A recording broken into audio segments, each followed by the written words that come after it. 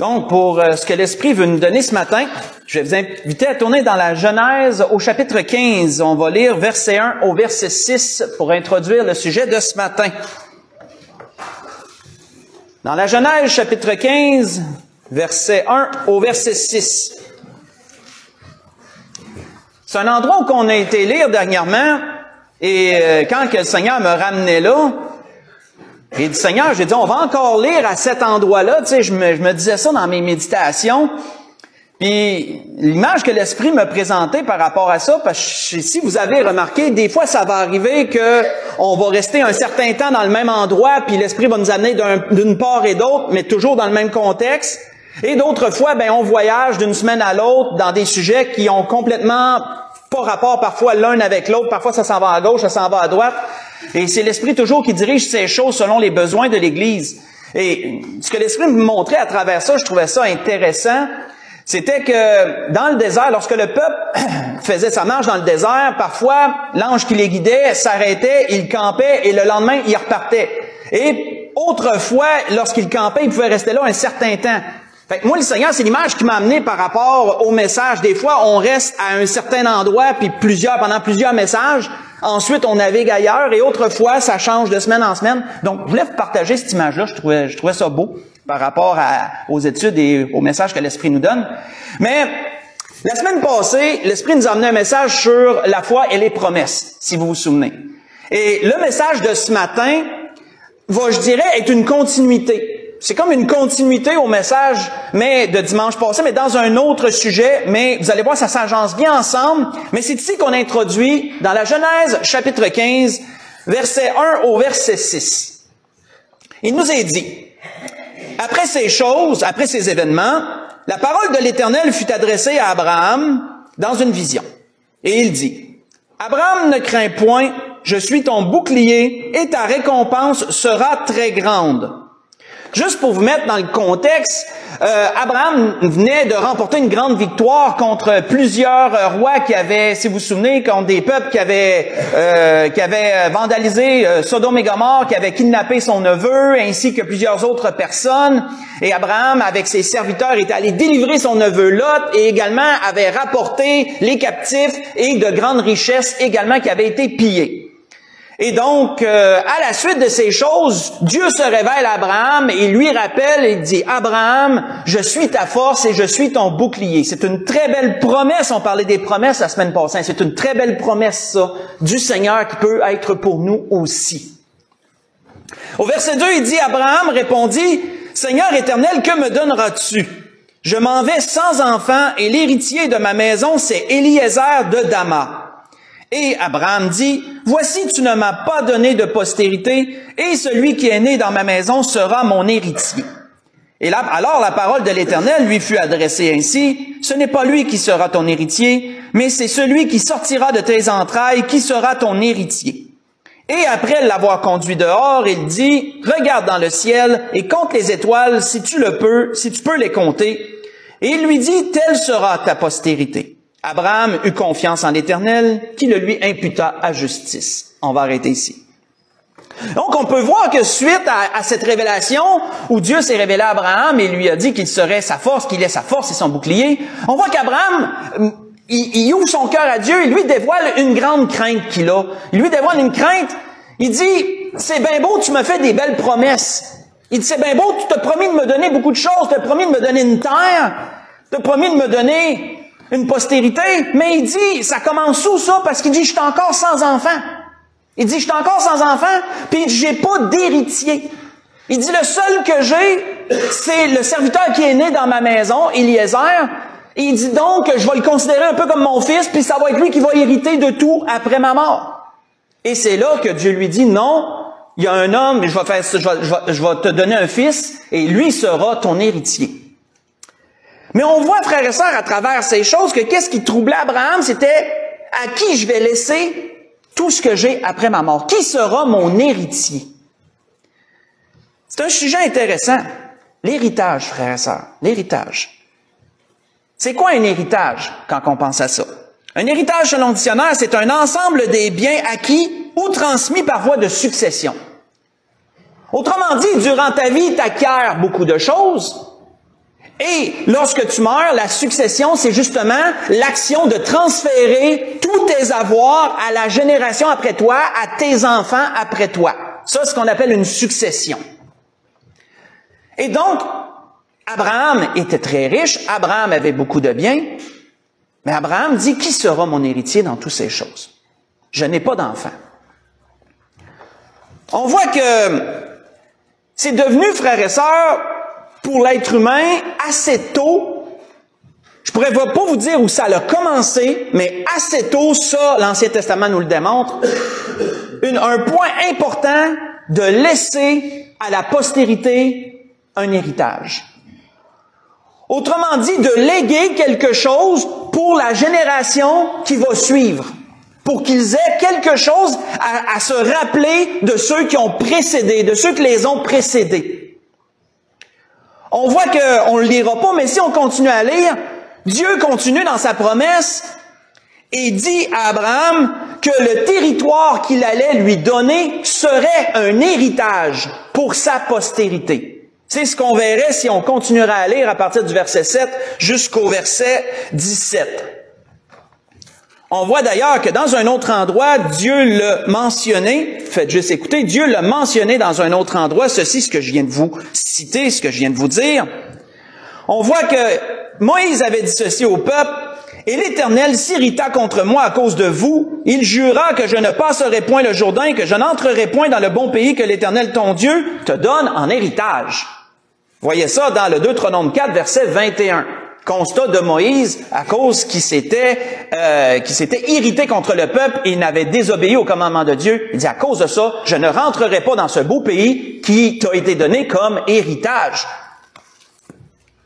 Dieu a donné à son peuple un territoire pour que son peuple se souvienne de qui est son Dieu. C'est un legs pour les générations à venir.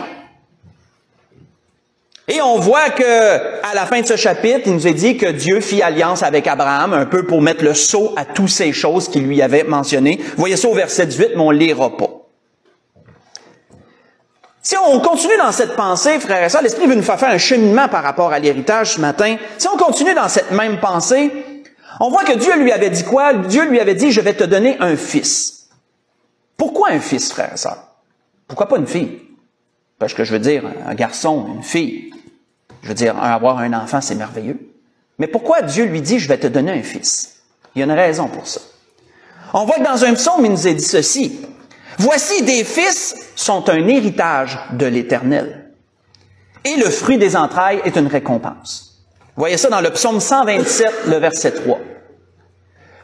Aux yeux de Dieu, frères et sœurs, le fils donne la vie, la fille, elle porte la vie et l'amène à terme, la conçoit. Mais c'est l'homme qui transmet, entre guillemets, la vie. Et donc, Dieu considérait les fils comme étant un héritage venant de Dieu. Si Dieu donne un fils à une famille, c'est un héritage qu'il lui donne parce qu'il va permettre à cette famille-là que son nom continue, que sa lignée continue.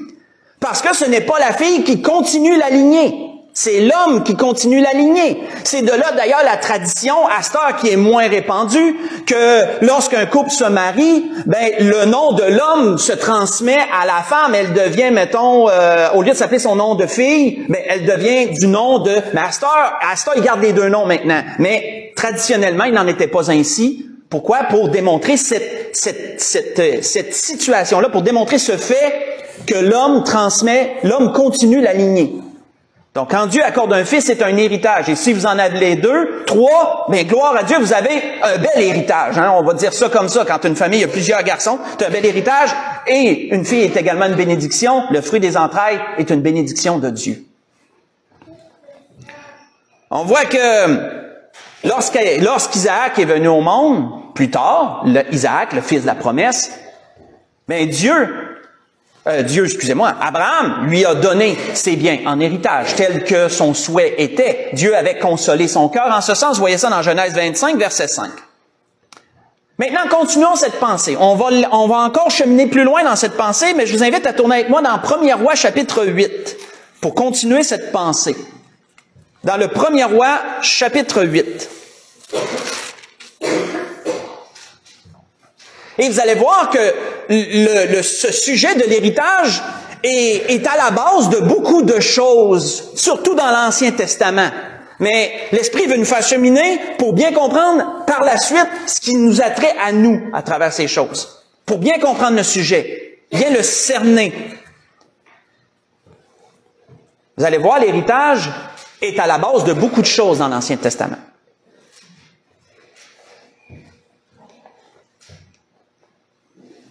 Dieu promet un héritage à Abraham, ça sera pour sa postérité, c'est la terre d'Israël. Dieu lui promet un fils par rapport à cet héritage-là. Parce que le fils est un héritage, il transmet, c'est lui qui continue la lignée.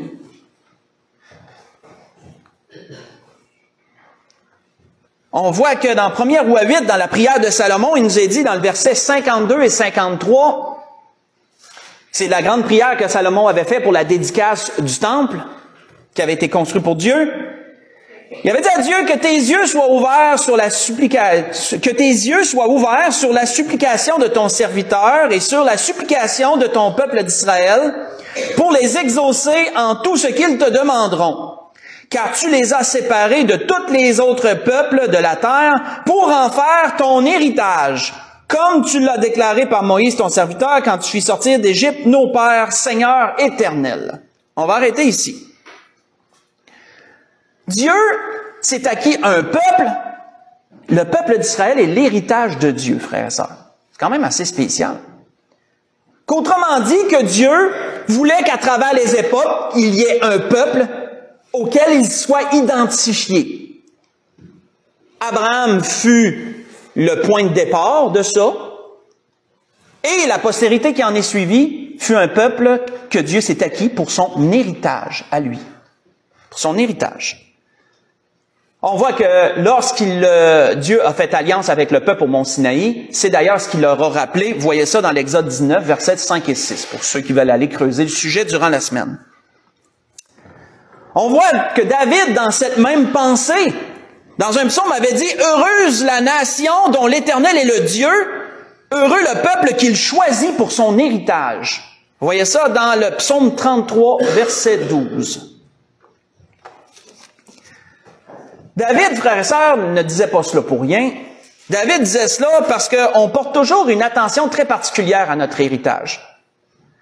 Il est triste que de nos jours, cette idée d'héritage s'estompe.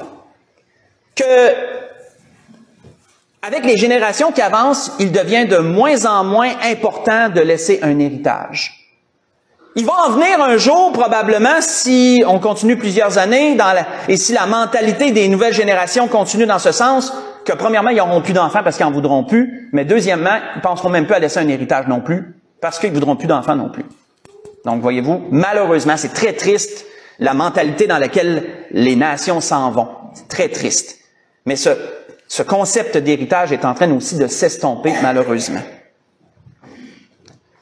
On voit que David, lui, rappelait, par exemple, ces choses pour démontrer que quand quelqu'un a ce concept en tête et qu'il est précieux pour lui, il va y faire attention. Il va s'assurer que les générations après lui se souviennent de lui d'une façon ou d'une autre. Et Dieu, c'est ce que Dieu voulait. Dieu voulait que son peuple se souvienne de lui, que son peuple d'Israël, premièrement, se souvienne de lui. Il est son héritage. On voit que David avait dit ailleurs, car l'Éternel ne délaisse pas son peuple et n'abandonne pas son héritage. Voyez ça dans le psaume 94, verset 14. Et vous savez, ça, ce qu'on vient de voir, juste ça détruit une fausse idée.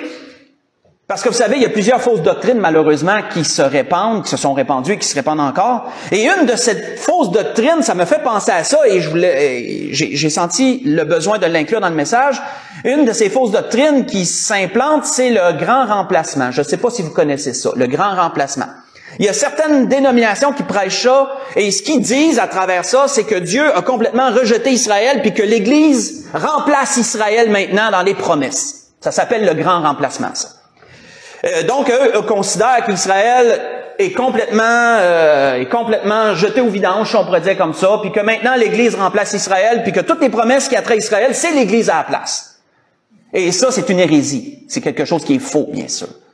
Et quand on veut, si mettons un jour ça vient à votre oreille puis vous voulez le démentir, revenez sur le concept d'héritage. Dieu n'abandonne pas son héritage. Et le peuple d'Israël, c'est son héritage. Donc ça dit très clairement, ça dément très clairement cette fausse doctrine. Et il y en a vraiment bien d'autres aussi. Mais jusqu'à présent, on a vu quoi? Jusqu'à présent, on a vu ce concept d'héritage, mais surtout d'un point de vue matériel. Une personne, hein, des fils, un territoire. Mais le concept d'héritage ne s'arrête pas uniquement au matériel, frères et sœurs. Le concept d'héritage est aussi dans d'autres domaines. Si on recule dans Deutéronome 33, Deutéronome 33, là on voit ça et vous allez voir que l'héritage, ça n'a pas seulement rapport avec le matériel, l'héritage. Ça n'a pas seulement rapport avec le matériel. Parce qu'on pourrait croire que oui, mais non. Dans le Deutéronome 33, qui est qui sont des dernières paroles de Moïse au peuple d'Israël, Moïse rappelle quelque chose au peuple. Deutéronome 33, versets 1 à 4, on voit qu'il dit au peuple, « Voici la bénédiction par laquelle Moïse, homme de Dieu, bénit les enfants d'Israël avant sa mort. » Il dit, « L'Éternel est venu du Sinaï, il s'est levé sur eux de Séhir, il a resplendi de la montagne de Paran, et il est sorti du milieu des saintes myriades. Il aura de sa droite envoyé le feu de la loi. Oui, il aime les peuples, tous ses saints sont dans ta main, ils se sont tenus à tes pieds, ils ont reçu tes paroles.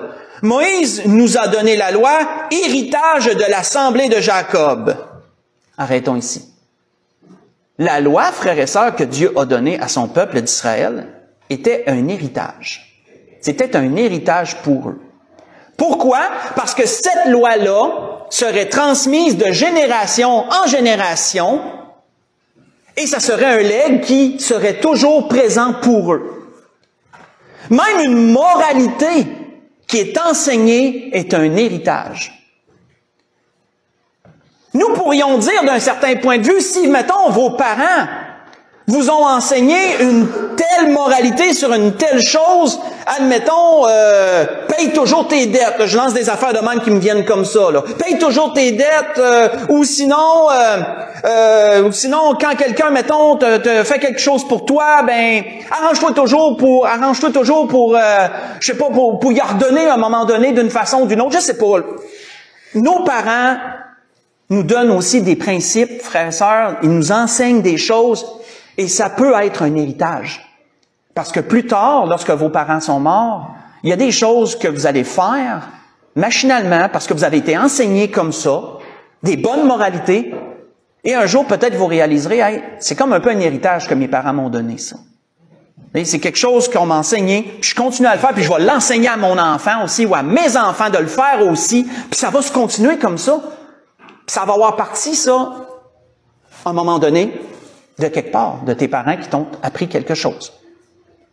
Donc, on peut voir que même d'un point de vue moral, psychologique, il y a aussi des héritages qui se donnent. La loi, qui était une façon de vivre ordonnée, parce que c'est sûr que pour nous, aujourd'hui, la loi, elle peut sembler pas vague, mais ça peut sembler pas inutile non plus, mais ça n'a peut-être pas toute la portée que ça a, mais dans un temps barbare comme l'Ancien Testament, dans l'Ancien Testament, frères et sœurs, parmi les nations païennes qui existaient dans ces temps-là, la loi, c'était une révolution. Les peuples avaient des moralités très élargies, ils faisaient toutes sortes de choses, sacrifiaient leurs enfants à des idoles et toutes sortes d'autres choses. C'était beaucoup chaotique parmi les peuples. Mais la loi que Dieu a donnée par Moïse, c'était des règlements par excellence, c'était une façon de vivre qui sortait vraiment de l'époque, là. De sorte que c'est pour ça que dans le Deutéronome, il est dit, Dieu dit par la bouche de Moïse que les peuples diront en effet que vous êtes un peuple sage et intelligent. Pourquoi? À cause de toutes ces lois que vous avez. À cause de toutes ces lois que je vous ai données. Ça va vous faire ressortir aux yeux des nations, ça. Et effectivement, le peuple d'Israël se distinguait des nations par leurs lois. Comment tout était bien réglé, bien dirigé. Parce que c'était plus chaotique pour les peuples. La loi est un héritage. C'est un héritage pour le peuple d'Israël. On voit que il y avait d'autres choses aussi qui étaient un héritage. Dieu avait donné quelque chose à une des tribus en particulier, et ce serait pour eux un héritage. Qu'est-ce qui avait été dit à cette tribu? Il a été dit, c'est pourquoi Lévi, vous savez, connaissez les 12 tribus d'Israël, 12 fils d'Israël, et l'un de ses fils était Lévi. Moïse avait dit, c'est pourquoi Lévi n'a ni part ni héritage avec ses frères. L'Éternel est son héritage, l'Éternel ton Dieu le lui a dit. Voyez ça dans Deutéronome, chapitre 10, le verset 9. La tribu de Lévi, elle avait été choisie pour servir Dieu. Et Dieu lui a dit, bien, à cause que je t'ai choisi pour me servir, c'est ça ton héritage. Le service, mon service, c'est ton héritage. Tu n'as pas le droit d'avoir d'héritage parmi tes frères et tes sœurs, parmi toutes les autres tribus. Tu n'auras pas d'héritage. Tu vas dépendre des autres. Mais toi, ton héritage, c'est de servir Dieu. C'est quelque chose. C'est pour ça que de génération en génération, les Lévites ont servi au temple, ont servi pour tout ce qui avait rapport dans le désert avec le tabernacle, monter, démonter, absolument tout, etc. C'était toute la tribu de Lévi qui faisait ça. C'était leur héritage. Et si on veut creuser encore plus, parce que c'est une question qui m'a été demandée durant la semaine, ben c'est pour ça que Aaron, lui qui a été choisi pour être le sacrificateur, ben c'était son héritage de servir au sanctuaire, de servir à tout ce qui appartenait à Dieu, et de sorte que Aaron et sa lignée, sa postérité, ses fils, autrement dit, sont ceux qui ont continué ce principe, et donc de la lignée d'Aaron, les sacrificateurs ont été. Aaron a été le premier sacrificateur et ses fils après lui. Et je me disais, moi, quand je méditais là-dessus, je me disais, ben Seigneur, ça veut dire, dans le fond, que les sacrificateurs sont tous parents d'une façon ou d'une autre, là, lointains, parce qu'ils viennent tous ils viennent tous d'Aaron. Et effectivement, s'il y en a un avait 3 fils, les 3 étaient sacrificateurs. Si ces 3-là avaient 3 fils, les 3 étaient sacrificateurs. Voyez-vous qu'à un moment donné, ça devient exponentiel, là. Mais les sacrificateurs étaient tous comme un peu parents d'une façon ou d'une autre. Parce qu'ils venaient tous d'Aaron. Ils ne pouvaient pas avoir un sacrificateur en dehors, selon la loi, là, on parle, de la lignée d'Aaron. Donc, c'est un principe. Et ça, c'est un héritage de Dieu. De servir Dieu, c'était son héritage pour les Lévites. Mais frères et sœurs, tombons maintenant dans quelque chose de moins abstrait et de plus concret. Qu'en est-il pour nous? Qu'en est-il pour nous à travers Jésus-Christ? Qu'en est-il pour nous dans ces choses? On va aller dans Acte 26 pour voir ça. Dans Acte 26. Parce que bien sûr, l'héritage ne s'arrête pas à l'Ancien Testament, bien sûr. Elle ne s'arrête pas à l'Ancienne Alliance. Dans les Actes au chapitre 26, versets 17 et 18, lorsque l'apôtre Paul a discouru devant un roi du nom d'Agrippa en son temps, et qui lui a expliqué beaucoup de choses concernant la doctrine qu'il enseignait, etc. L'apôtre Paul lui dit ces paroles qu'on va lire, Acte 26, versets 17 et 18. L'apôtre Paul cite ceci à Agrippa, comme Dieu qui parle, il dit, « Je t'ai choisi du milieu de ce peuple. » Là, autrement dit, il raconte à Agrippa ce que le Seigneur lui a dit, son appel personnel lorsque le Seigneur s'est présenté à lui sur le chemin de Damas. Donc, le Seigneur avait dit à Paul, et Paul le cite à Agrippa, « Je t'ai choisi du milieu de ce peuple et du milieu des païens, vers qui je t'envoie, afin que tu leur ouvres les yeux. » Le but de Dieu est quoi? Pour tous ceux, les païens, c'est qui? Les païens, c'est nous. Les païens, c'était tous ceux qui étaient sans Christ, qui ne connaissaient pas Dieu, et ni Jésus, bien sûr. Qu'est-ce que Paul avait comme mandat? D'ouvrir les yeux des païens. Mais pourtant, moi, je suis né, puis mes yeux sont ouverts. Je veux dire, depuis ma naissance, je me rappelle pas d'avoir été aveugle. C'est pas ces yeux-là. On parle de yeux spirituels. On parle de connaissance ici. De connaissance de ton Créateur, de connaissance de qui a créé toutes choses. Et qu'est-ce que Dieu a fait à travers Jésus-Christ? Ce sont ces yeux-là, les yeux spirituels. C'est ces yeux-là dont le Seigneur parlait à Paul. Tu vas ouvrir les yeux des païens. Donc, je t'ai choisi, je t'envoie afin que tu leur ouvres les yeux pour qu'ils passent des ténèbres à la lumière. Autrement dit, de l'ignorance envers Dieu et envers leurs conditions à la lumière, à la compréhension de leurs conditions et à l'acceptation de Jésus comme Sauveur et Seigneur. De la puissance de Satan, parce que qui a mis l'humanité dans les ténèbres? C'est Satan. Qui a délivré l'humanité des ténèbres? C'est Jésus. Sauf qu'il faut que les gens désirent de passer des ténèbres à la lumière. Il faut que chacun veuille passer d'un à l'autre et ne point rester dans leurs conditions. Pour qu'ils reçoivent par la foi en moi le pardon des péchés, c'est ce que Jésus est venu faire à la croix, apporter par son sacrifice le pardon des péchés, et l'héritage avec les sanctifiés. Pourquoi? Parce que, à travers Jésus-Christ, Dieu promet aussi un héritage. Il y a un legs, il y a quelque chose, plusieurs choses qui attendent ceux qui veulent donner leur vie à Dieu à travers Jésus. Dans l'éternité. Il y a un héritage, en d'autres mots. Il y a quelque chose de préparé. Dans le Nouveau Testament, nous retrouvons aussi cette notion d'héritage, comme nous l'avons vu dans l'Ancien Testament. Mais cette notion d'héritage dans le Nouveau Testament, excusez-moi, elle tourne alentour d'une personne, c'est Jésus-Christ. Tout tourne alentour de Jésus, concernant l'héritage, et bien d'autres choses, bien sûr. On voit que, qu'est-ce qui a été dit premièrement à propos de Jésus? Il a été dit, Dieu, dans ces derniers temps, nous a parlé par le Fils, et il l'a établi héritier de toutes choses. Par lui aussi, Dieu a créé le monde. Vous voyez ça dans Hébreux 1, verset 2. Dieu, par sa parole, crée le monde, a créé toutes choses. Nous croyons à la création et non à l'évolution, comme j'ai parlé la semaine passée, j'ai touché à ces choses. Et, par sa parole, Dieu crée toutes choses. Jésus est la parole de Dieu dans un corps de chair comme le nôtre, semblable au nôtre, on va dire. Dieu a donné à son Fils comme héritage tout ce qu'il a créé. Toutes choses sont l'héritage du Seigneur. Dieu lui a légué. Toutes choses appartiennent à notre Seigneur, par décret de Dieu lui-même. Mais Jésus, dans sa bonté, a désiré partager cet héritage. Il n'a pas voulu l'avoir à lui tout seul. Si vous les lisez pendant la semaine, c'est ce que vous pouvez voir dans Jean 17. Surtout du verset 20 au verset 26. On voit que Jésus a voulu que ce que Dieu lui a donné soit partagé avec tous ceux qui croiraient en lui. C'est quelque chose, hein? C'est quelque chose. Pourquoi? Allons voir cela dans Jean 4. Dans Galates chapitre 4, excusez-moi. Galates chapitre 4. Pourquoi Jésus a voulu que son héritage soit partagé avec tous ceux qui veulent croire en lui? Pourquoi? L'apôtre Paul donnait cette réponse à l'église de Galates et lui donnait la réponse de ces choses.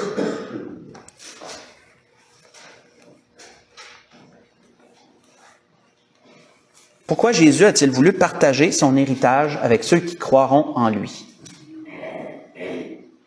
Galates chapitre 4, versets 3 à 7. L'apôtre Paul leur disait, « Nous aussi, de la même manière, lorsque nous étions des enfants, nous étions sous l'esclavage des principes du monde, des rudiments du monde. Mais lorsque les temps ont été accomplis, Dieu a envoyé son Fils, né d'une femme, né sous la loi, afin qu'il rachète ceux qui étaient sous la loi, afin que nous recevions l'adoption. Parce que vous êtes fils, Dieu a envoyé dans nos cœurs l'esprit de son Fils, lequel crie Abba, Père. Ainsi tu n'es plus esclave, mais fils. Et si tu es fils, tu es aussi héritier par la grâce de Dieu. » On va arrêter ici. Celui qui désire que leurs yeux s'ouvrent, ceux qui désirent que leurs yeux s'ouvrent, ceux qui désirent passer des ténèbres à la lumière, de la puissance de Satan à Dieu, qui reçoivent Jésus comme Sauveur et Seigneur, qui reconnaissent leur état de pécheur et qui désirent donner leur vie à Dieu pour que leur vie soit transformée et améliorée. Dieu dit, à travers Paul, il disait, vous devenez fils de Dieu. Dieu vous adopte comme son fils. Vous devenez un enfant de Dieu. C'est ce qui nous a été écrit aussi dans Jean, dans le premier chapitre. La puissance de ce que le Seigneur a donné a permis de devenir des enfants de Dieu.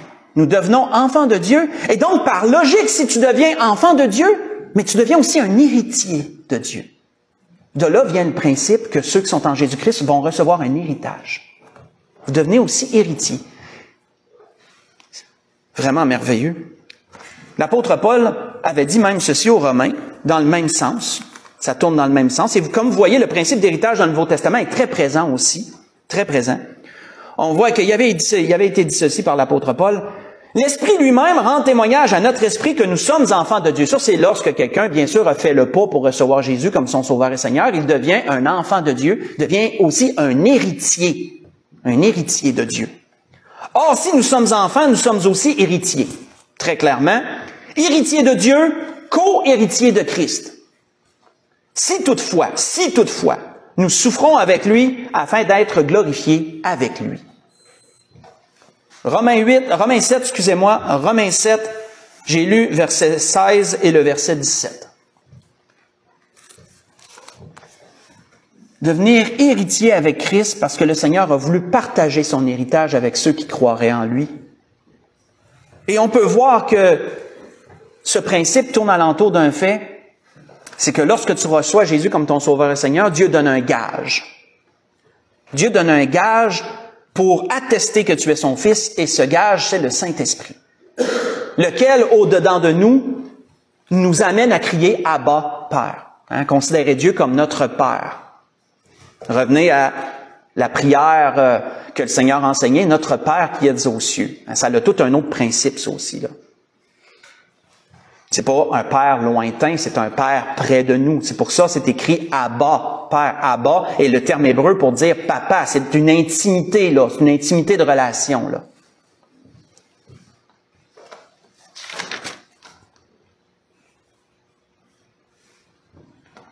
On voit, si vous voulez le lire pendant la semaine, c'est là que le principe que je vous ai donné du gage, que l'Esprit Saint est un gage pour attester que tu es fils de Dieu. Si tu as l'Esprit de Dieu, tu es fils de Dieu. C'est aussi simple que ça.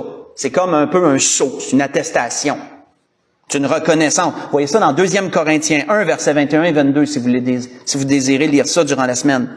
Où c'est dit que Dieu a mis dans nos cœurs les arts de l'Esprit. Ben, si vous cherchez le terme art, qu'on n'entend plus vraiment parler de nos jours, mais si vous le cherchez, il est encore dans le dictionnaire. Un art, c'est une somme d'argent qui est remise en vue de la conclusion d'un contrat. Vous voulez acheter quelque chose, ben vous donnez un dépôt, puis ensuite vous allez donner le restant lorsque vous allez l'acquérir. L'esprit est comme un dépôt. Dieu a mis un dépôt. C'est un gage pour montrer que nous sommes enfants de Dieu. C'est un acompte, en d'autres mots. Et on peut voir quelque chose aussi d'intéressant, avant qu'on conclue là-dessus, quelque chose d'intéressant, c'est que Dieu, pour attester de l'héritage, Dieu a fait quelque chose, il a fait écrire un testament. Il a fait écrire un testament. On voit que faites juste écouter, l'auteur aux Hébreux disait ceci, et c'est pour cela qu'il est le médiateur parlant de Jésus d'une nouvelle alliance, afin que, la mort étant intervenue pour le rachat des transgressions commises sous la première alliance, ceux qui ont été appelés reçoivent l'héritage éternel qui leur a été promis. Car là où il y a un testament, il est nécessaire que la mort du testateur soit constatée. Un testament, en effet, n'est valable qu'en cas de mort, puisqu'il n'a aucune force tant que le testateur vit. Voilà pourquoi c'est avec du sang que même la première alliance a été inaugurée. Vous voyez ça dans Hébreux chapitre 9, versets 15 à 18.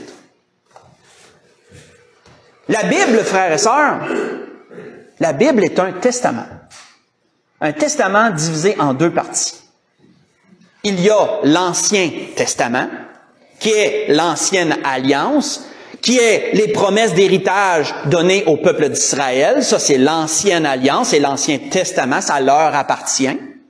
Mais il y a aussi le Nouveau Testament. Et ça, c'est le testament qui a été rédigé à travers Jésus-Christ, à travers son sacrifice à la croix. Le legs qu'il désire donner, partager à tous ceux qui croiront également en lui. Et c'est pour ça que notre Bible est divisée de ces 2 façons-là, Ancien Testament, Nouveau Testament. C'était ce que l'Esprit voulait nous dire ce matin. L'Esprit voulait nous parler ce matin d'héritage. Le concept d'héritage. Un concept qui est en train de s'estomper, de disparaître malheureusement, mais qui est très présent dans les Écritures.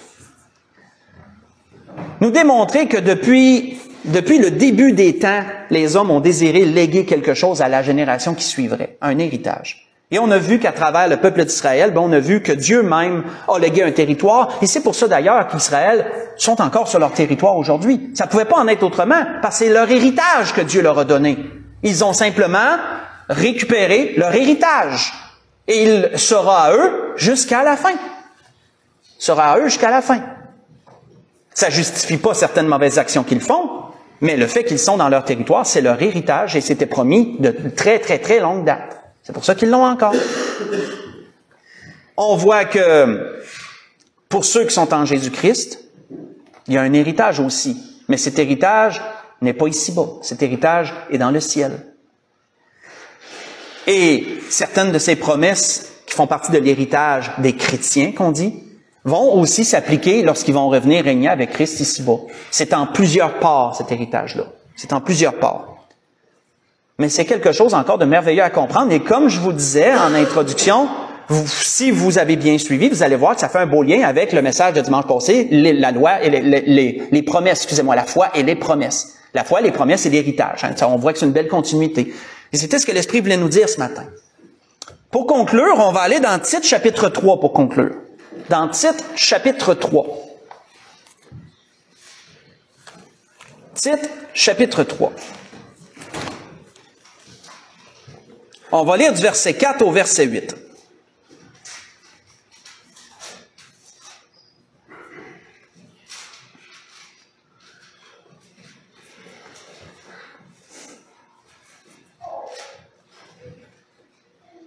Tite chapitre 3, verset 4 au verset 8, il est dit, « Mais lorsque la bonté de Dieu, notre Sauveur, et son amour pour les hommes ont été manifestés. » Ça, c'est quelque chose, frère et sœurs, je m'arrête ici comme ça.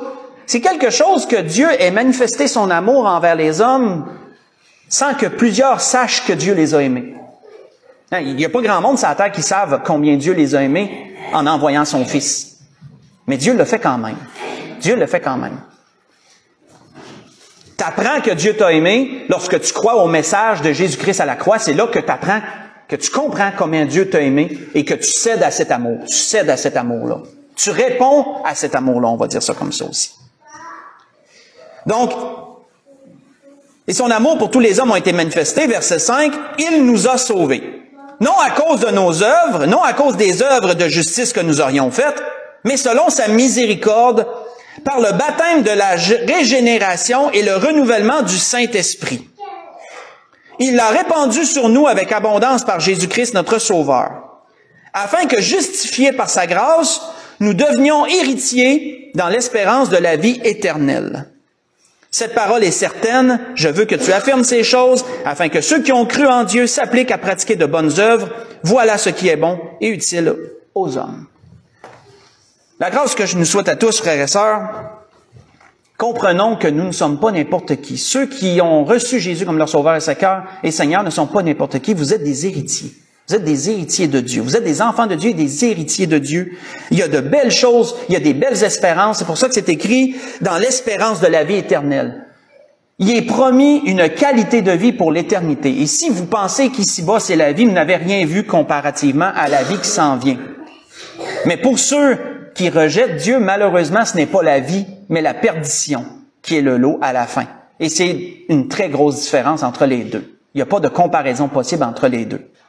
La grâce que je nous souhaite à tous, c'est que nous puissions tous aspirer à devenir héritiers et recevoir Jésus comme notre Sauveur et Seigneur. Et ceux qui l'ont reçu, bien sûr, mais soyez heureux, vous êtes des enfants de Dieu et vous êtes héritiers.